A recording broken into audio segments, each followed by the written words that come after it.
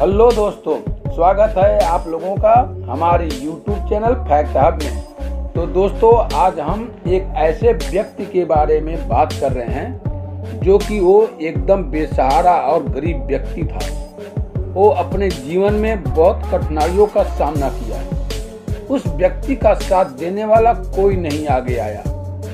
किसी भी तरह से मेहनत मजदूरी करके वो अपना जीवन काटते गए और आज उस व्यक्ति में एक चमकता हुआ सूरज दिखाई दे रहा है।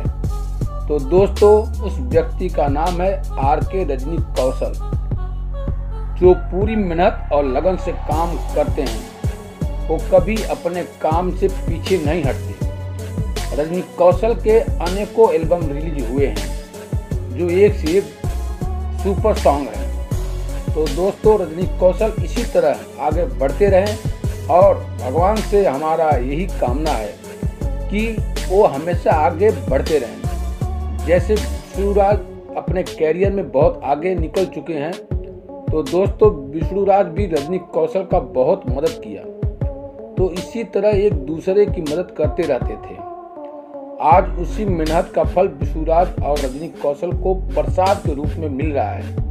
तो दोस्तों, इसी तरह से प्यार बनाए रखें, यही हमारे कामना है। तो दोस्तों, चैनल को सब्सक्राइब जरूर करें ताकि आने वाली नई वीडियो आप तक आसानी से पहुंच सके। धन्यवाद।